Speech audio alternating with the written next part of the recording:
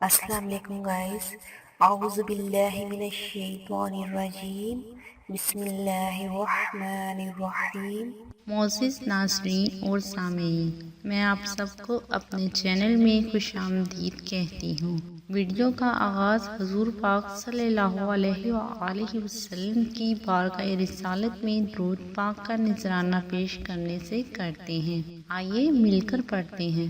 بسم اللہ الرحمن الرحیم، اللہم صلی علی محمد وعلی آل محمد کما صلیت علی ابراہیم وعلی آل ابراہیم انک حمید مجید، اللہم بارک علی محمد وعلی آل محمد کما بارکت علی ابراہیم وعلی آل ابراہیم انک حمید مجید۔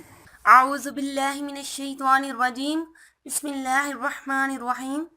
السلام علیکم گائز، امید کرتی ہوں کہ آپ سب لوگ خیریت سے ہوں گے۔ میں آپ سب دیکھنے والوں کو ہمارے اس چینل میں خوش آمدید کہتی ہوں۔ تو گائز، جن لوگوں نے ابھی تک ہمارا چینل سبسکرائب نہیں کیا ہے، پلیز وہ ہمارا چینل سبسکرائب کر لیں تاکہ ہمارے آنے والی ہر ویڈیو آپ تک بآسانی پہنچ سکے۔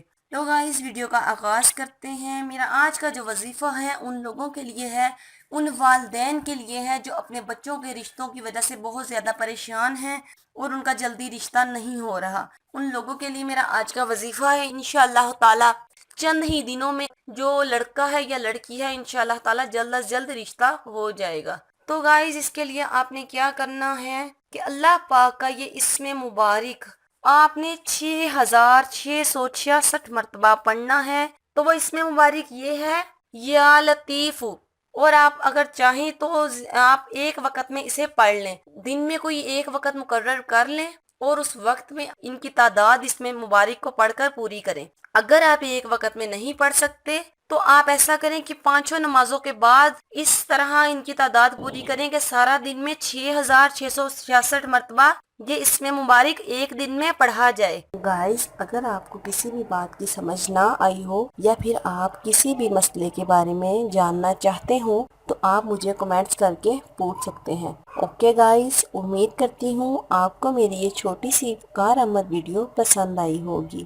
اگر آپ کو میری یہ ویڈیو اچھی لگی تو لائک اور شیئر ضرور کیجیے، اور مزید اچھی ویڈیوز حاصل کرنے کے لیے میرے چینل کو سبسکرائب کرنا بالکل مت بھولیے گا۔ اوکے گائز، اپنا خیال رکھیے گا۔ اوکے، اللہ حافظ۔ ہمیں اپنی دعاؤں میں ضرور یاد رکھیے گا۔ اللہ پاک آپ کا حامی و ناصر ہو۔ اللہ پاک آپ کو ہر پریشانی اور ہر مشکل سے دور رکھے۔